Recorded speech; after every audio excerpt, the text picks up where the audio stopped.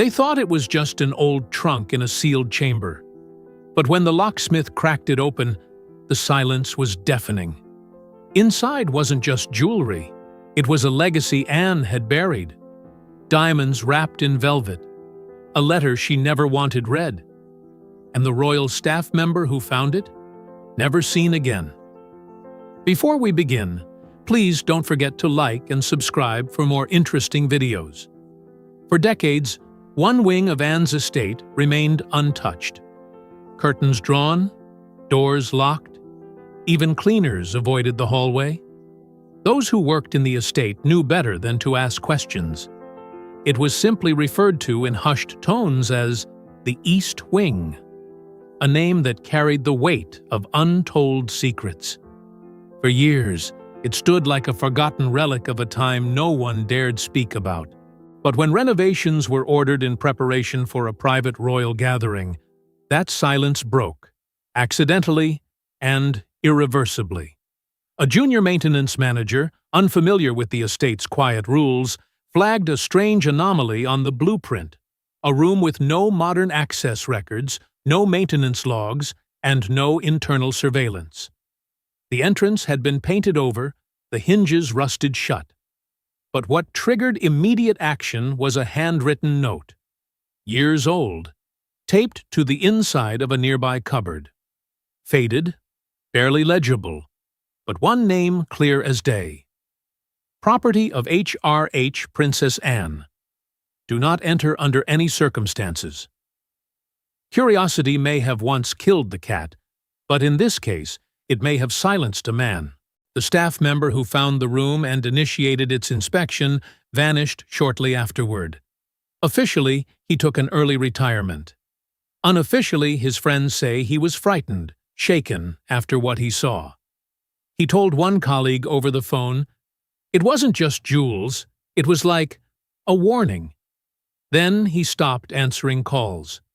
Moved, reportedly, to a remote part of Scotland. No forwarding address. The palace never commented. Inside the chamber was nothing remarkable at first glance. Dusty furniture, crumbling wallpaper, moth-eaten upholstery. But at the center stood an unmarked trunk, secured with a clasp that hadn't been touched in over 40 years. A locksmith was summoned under armed supervision, and when the lid finally creaked open, what lay beneath turned the room into a palace-level emergency. Velvet pouches, the color of dried blood, lined the interior. The diamonds they held were unlike any recorded in the royal archives. Cuts that hadn't been seen in modern circulation.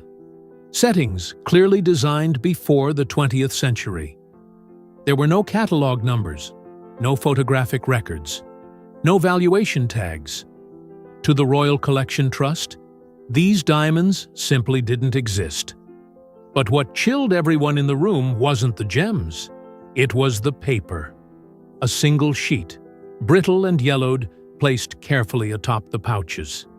In Anne's unmistakable hand, though shakier than usual. The signature alone sent shockwaves through the chain of command. The note didn't explain the jewels. It didn't excuse their concealment. All it said was, "These are not to be worn, ever. You know why." The handwriting experts confirmed its authenticity, and though some argued the note could have referred to royal security protocols or emotional attachment, others saw it for what it really was, a line drawn in history. A royal choosing silence over scandal. The press never heard of it. The palace issued no statement. In fact, the very workers who handled the chest were rotated out of staff within 48 hours. The contents were taken under royal guard and transferred. Some say to Balmoral, others to a vault beneath Windsor. No one knows for sure. What is known is this. Anne never spoke of that box publicly. But those close to her say she kept a key around her neck for decades, long after she claimed she'd lost it. But the story doesn't begin with discovery. It begins with a decision Anne made decades earlier, a vow to her mother she never intended to break.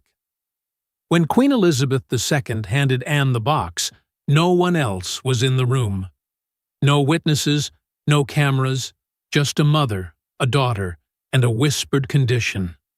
Never wear them, never show them, never let the crown touch them. That promise would become Anne's quiet obsession, and her heaviest burden. It happened just days before the Silver Jubilee. The palace was preparing for global celebration. Crowds were swelling, flags were flying, and every senior royal had been briefed down to the smallest ceremonial detail. Except for one moment, one meeting, that never made it into the archives. Elizabeth summoned Anne privately. Not in the gilded rooms of Buckingham Palace, but in the Queen's private quarters. There was no announcement, no aide present. What passed between them in those silent minutes would echo through Anne's life like a ghost. The box was smaller than expected, wrapped not in gold or ribbon, but in plain linen. Elizabeth placed it on the table between them like a piece of evidence. She didn't smile. She didn't explain. Instead, she pressed Anne's hand and spoke in a tone that was not royal, but maternal. The words, few as they were, changed Anne forever. These stones carry a weight you'll never read about. They've been touched by betrayal, by exile, and by shame. Keep them safe. Keep them silent. There was no signature on the box, no record of the handoff. Even the official keepers of the royal collection had no entry for it. Elizabeth had taken steps to ensure that this inheritance would be invisible, off the books, untraceable. Not even her most trusted jeweler had seen these pieces. And Anne, though rattled by the secrecy, didn't ask questions. She accepted the burden with the rigid composure of the family's most unflinching daughter. But inside, something began to shift. Whispers from courtiers years later revealed that Elizabeth alluded to a chapter of royal history rarely spoken of. Something linked to King George VI, a scandal so deep it had been swallowed whole by the archives. Some believe the diamonds were once in the possession of a woman who had nearly toppled the monarchy. Others believe they were acquired under circumstances that, if exposed, would reframe the family's entire public image. But Anne didn't care for the gossip. She only cared about the silence her mother demanded. And she kept it. For decades, Anne said nothing of the box, never opened it in public, never allowed it to be photographed. She made no mention of it even in private wills or estate planning documents. The burden became invisible, but not without cost. Those close to her began noticing a distance in Anne, a hardening. Friends turned into acquaintances. Family visits became formalities. Her once dry but present wit dulled to sharpness.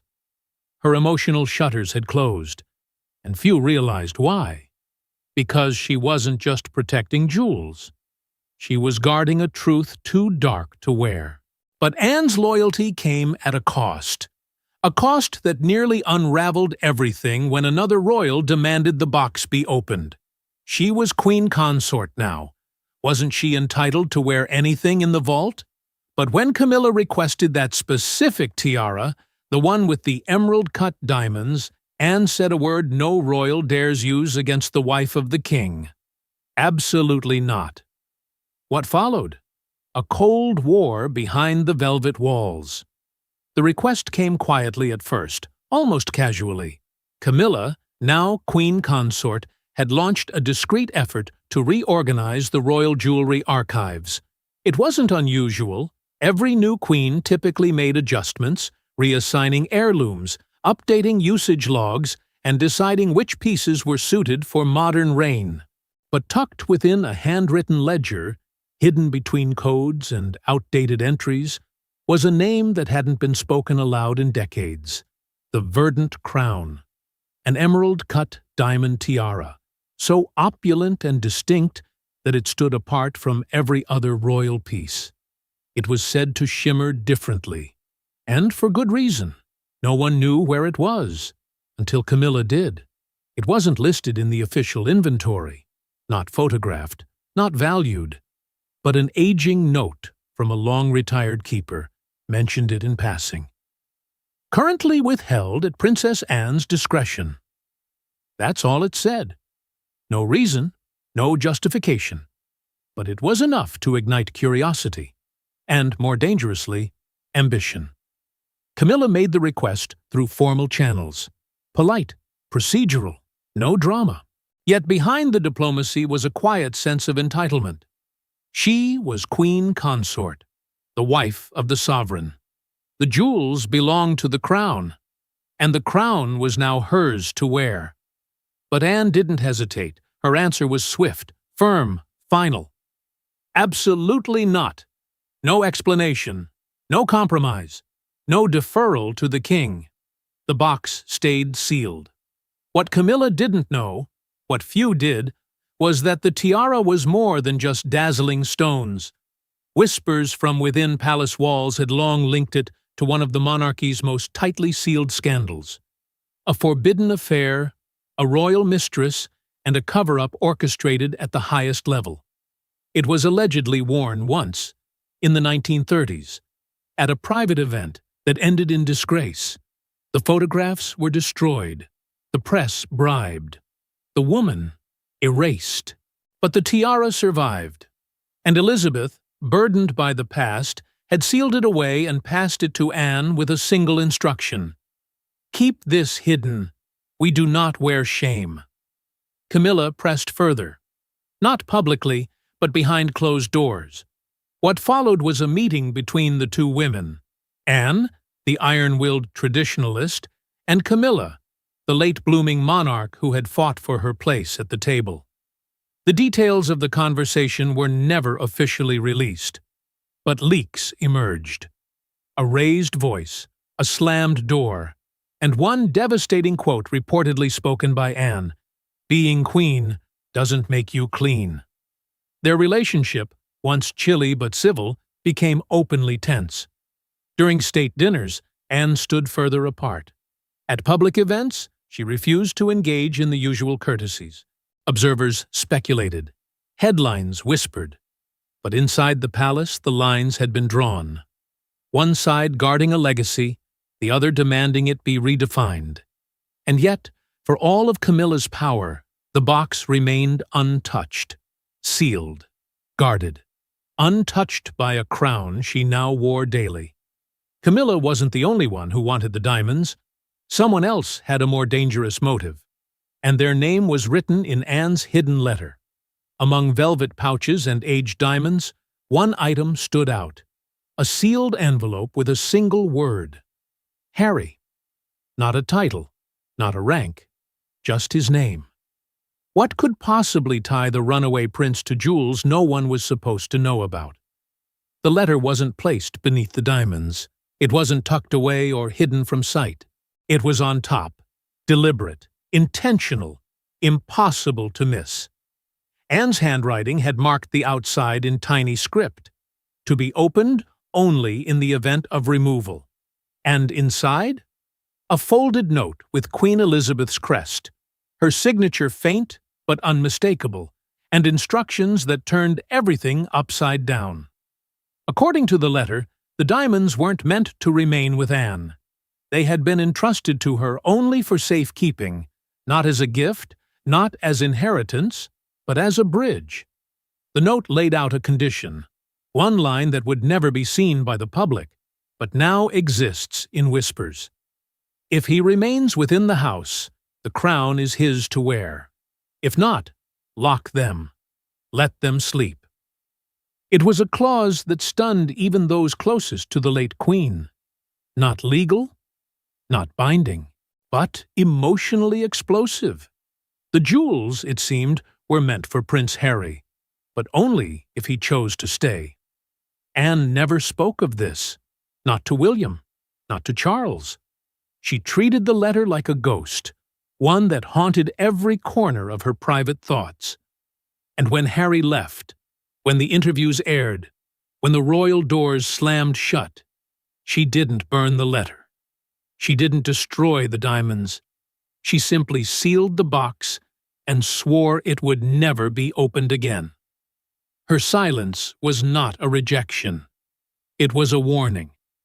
But others began to speculate. Could the diamonds have once belonged to Diana? The cuts, the style, the age, it all seemed to match pieces that had quietly vanished after her death. Not the well-documented sapphire or the iconic tiaras. These were different. Unworn, whispered about in royal corridors, but never seen. Some insiders believed Elizabeth had kept them from public view to avoid scandal.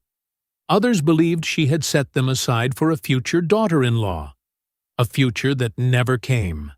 And as Harry moved further from the monarchy, questions began to surface. Did he know? Had someone tipped him off?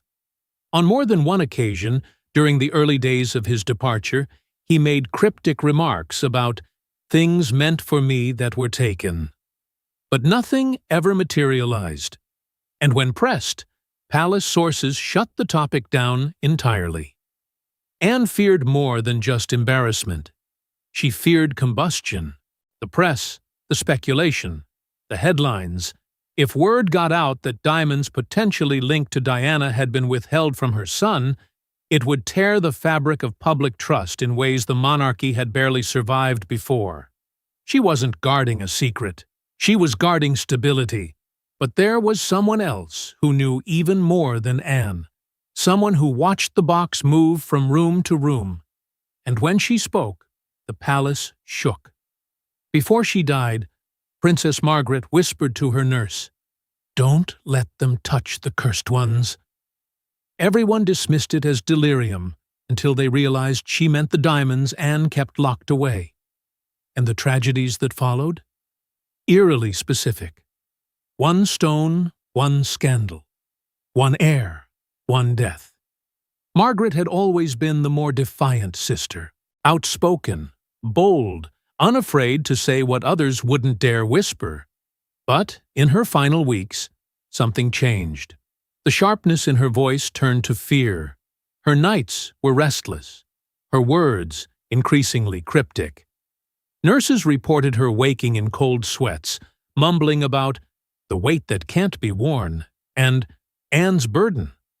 Most assumed she was drifting through memories, confusing dreams with decades-old ceremonies. But one nurse, a private attendant who had been with Margaret for nearly a year, began documenting the ramblings, not because she thought they were true, but because the details felt too deliberate. She spoke of a tiara that only appeared during funerals, a necklace that was never photographed, a diamond that burned like guilt. And most hauntingly, she warned, they think it's tradition, it's punishment. They just haven't realized it yet. Those recordings, never officially released, have become part of the palace's internal folklore. But for Anne, they were a confirmation of what she had feared all along. The origin of the diamonds, it turned out, could be traced back to the early 20th century, to a woman banished from the royal circle, whose affair with a high-ranking royal ignited a scandal so severe it was buried in coded files. The jewels were said to have been part of that affair, gifts wrapped in deception. When the scandal erupted, the woman was erased, and the diamonds were sealed into the vault under orders never to resurface. But time, as it always does, eroded caution. By the time Elizabeth inherited them, the full story had already been sanitized. Yet the Queen never wore them, and when she gave them to Anne, she did so without joy, only warning. Margaret, however, believed in patterns. She saw them where others only saw coincidence. Every woman who had worn one of the so-called ghosted pieces had suffered. A duchess who wore the necklace in the 50s, divorced and disgraced.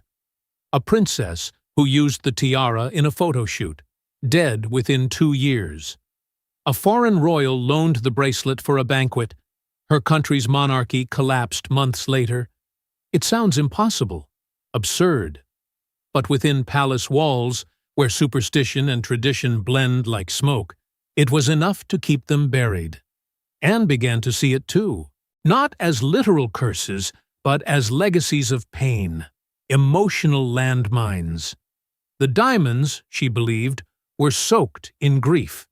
Their brilliance came at the cost of peace, which is why she never wore them, never lent them, never even let them out of their velvet casing. It wasn't about superstition. It was about containment. Margaret's final plea was never recorded in a will, but her nurse remembered it, word for word. "Tell Anne she's not our grandmother. Tell her to break the chain." A reference, perhaps, to Queen Mary, who was rumored to have ignored similar warnings and paid the price in a reign marked by constant unrest and tragic succession. Whether that chain was emotional, spiritual, or simply symbolic, Anne took the message to heart. If the diamonds were cursed, why did Elizabeth keep them? The answer lies in one event she never spoke about publicly, and it all began in Kenya, 1952. It wasn't just a phone call that changed Elizabeth's life in 1952. It was a gift handed to her hours before, wrapped in silk, tucked into her hotel suite in Kenya. No one knows who delivered it, but she kept it with her until the day she gave it to Anne. The sun had barely set over the treetops when the young Princess Elizabeth sat in silence, unaware she would wake up a queen. She and Philip were guests at Treetops Lodge, a secluded safari retreat perched above the African wilderness. That night was supposed to be peaceful, private, a rare moment away from duty. But as the air cooled and the staff dimmed the lanterns, a quiet knock echoed through the lodge's hallway. A small parcel was found resting just inside the door. No sender, no explanation, just a package, wrapped in dark silk, sealed with wax that bore no crest. Philip, ever cautious, asked to have it inspected. But Elizabeth, calm and curious, chose to open it alone. Inside were diamonds, but not just any diamonds. These were unlike anything she'd seen in her mother's collection or her grandmother's archives. They were deep, almost silvery, cut in a style older than modern technique, yet sparkling with disturbing clarity. The stones were mounted in settings that didn't resemble the typical grandeur of British royalty. There was no monogram, no origin, no history. And perhaps that's what disturbed her most. Palace aides would later say her mood shifted that night.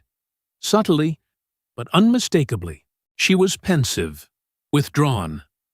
When the news came the next morning that her father, King George VI, had died in his sleep, her reaction was poised, dignified, but colder than expected. Those who stood closest to her said it was as if she had already begun mourning something else entirely. The girl who had entered Treetops had left her youth behind before the crown ever touched her head. That parcel was never documented in official records. No entry appears in the logs. No mention of diamonds being received in Kenya exists in the royal inventory. But staff who handled her luggage remembered one thing clearly: a locked pouch, guarded closely by Elizabeth herself, flown back to England in her personal trunk and placed in her private vault the moment she returned. Years later, whispers emerged of a connection between that parcel and the Duke of Windsor, Edward VIII, the king who abdicated. It's believed he had dealings in Africa during his exile, relationships with foreign elites who trafficked in jewels and information alike. The theory, though never confirmed, suggests the diamonds were a final gesture, a veiled message, or perhaps a warning, delivered to the heir by the ghost of a dethroned king. Elizabeth never wore the diamonds. Not once. Not for a private dinner. Not for a state ball. Not even in mourning. And yet, she never let them out of her sight. The pouch moved with her from Balmoral to Windsor. It was kept separate from the main vault. Her closest aides noted her obsession, not with their beauty, but with their silence. She never explained their meaning, but she ensured they were never forgotten. And so, when she passed them to Anne, she wasn't passing jewelry. She was passing guilt, and Anne knew exactly what that meant. They say she stood in the estate's courtyard, box in hand, ready to light the fire. It would have been the end. But someone stopped her, and what they said changed her forever. You can't burn what's already burned into history. By then, Anne had carried the weight for too long. Years of silence, years of knowing too much and saying nothing. The box had stopped being an object and become a presence, always there, always waiting. Every confrontation, every whispered demand, every half-glance from within the family pushed her closer to a breaking point she never thought she'd reach. That night, she didn't want to protect the diamonds anymore. She wanted to end them. Security records later reviewed in private showed her moving alone across the grounds, the box clutched tightly, her steps sharp and deliberate. This wasn't ceremony. This wasn't tradition. This was exhaustion. The fire pit she approached wasn't symbolic. It was practical, used for controlled burns on the estate for decades. She had chosen it because it would leave nothing behind. No fragments, no evidence, just ash and silence. But she wasn't alone for long. From the shadows emerged one of the last remaining women who had truly known Elizabeth before the crown hardened her. One of her former ladies-in-waiting, long retired, rarely seen. She didn't shout. She didn't rush. She simply spoke, and when she did, Anne froze. The words weren't loud, but they cut deeper than any accusation ever could. It's not your burden to end, it's the crown's to carry. What followed wasn't a royal exchange, it was raw. Anne's control shattered. Years of restraint collapsed into confession.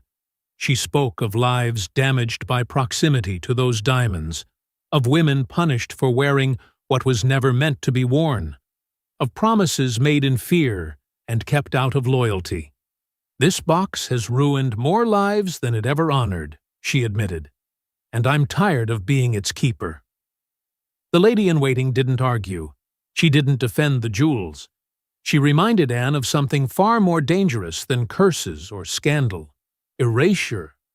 If you destroy them, she warned, you don't erase the past. You erase the lesson. That was the moment Anne understood. Burning the box wouldn't free her. It would only make the silence permanent. She set the box down, and then she walked away. She didn't look back. She didn't retrieve it.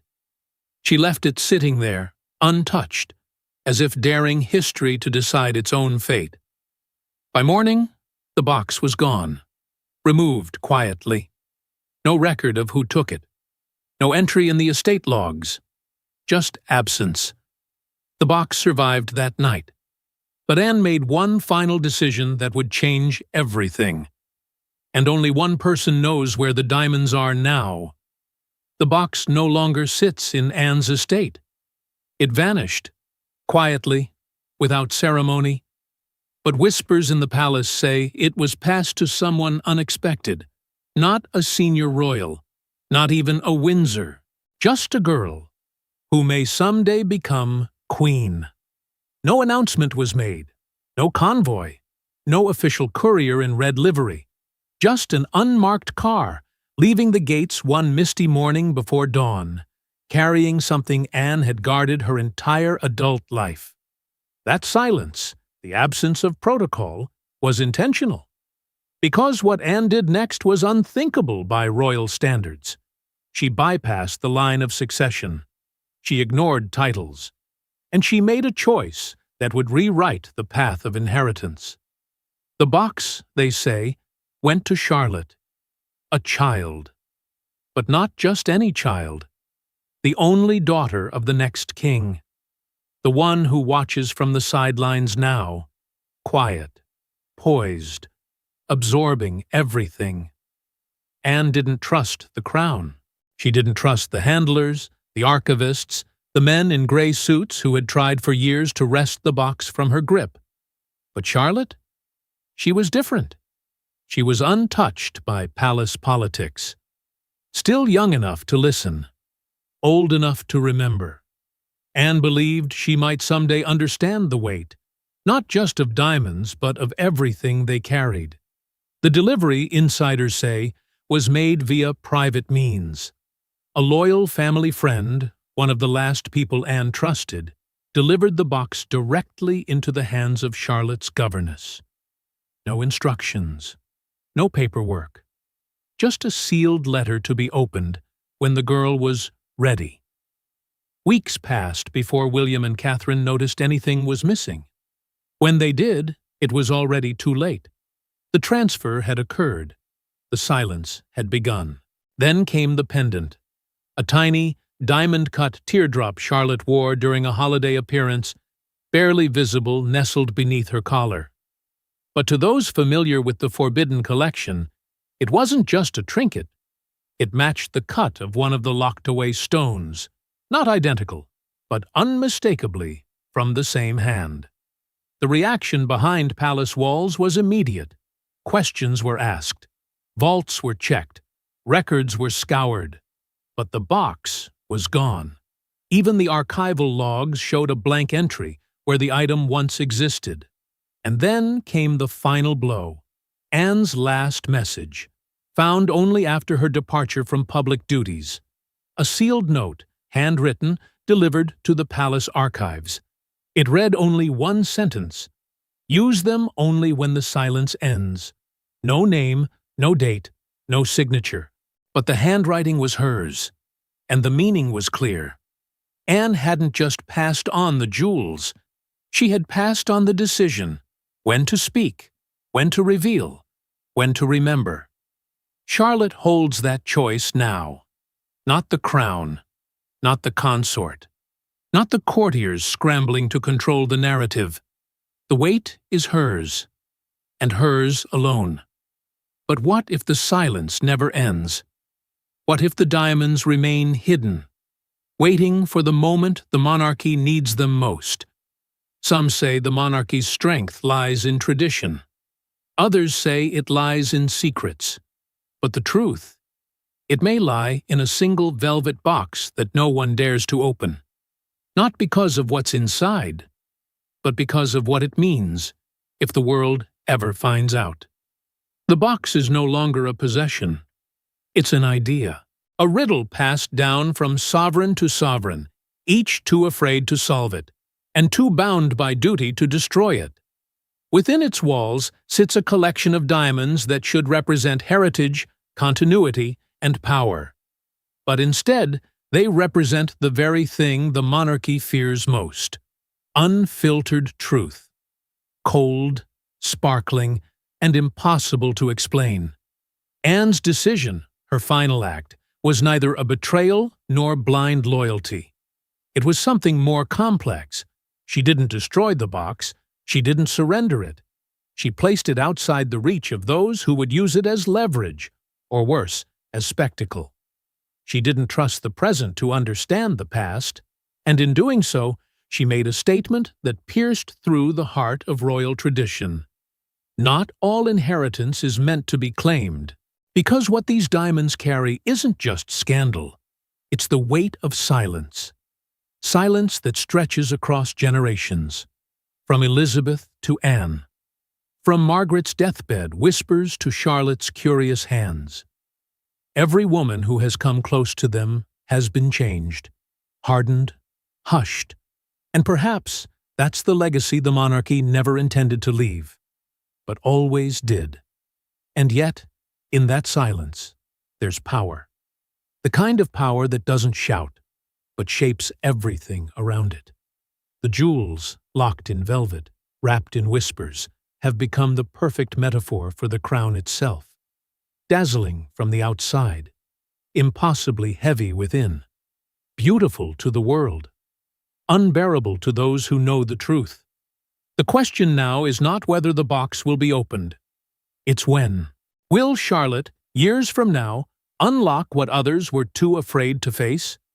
Will she dare to wear what has only ever been hidden? Or will the weight of expectation, The fear of disruption bury it all over again. There are no answers, only echoes. Anne's sealed letter, that final message, use them only when the silence ends, is not just instruction. It's prophecy. It implies a reckoning still to come. A moment when the truth will no longer be dangerous, but necessary. A moment when tradition and transparency can finally collide, not as enemies, but as equals. Until then, the box remains untouched, unnamed, unclaimed. Some believe it's been moved again, that it now sits in a private vault far from Windsor, guarded by someone who has no idea what rests inside. Others think it never left the palace at all, that it sits in a forgotten chamber, behind a door without a key, waiting, always waiting. And so we end not with closure, but with a lingering question. What happens when the monarchy's most powerful secret is no longer a secret at all?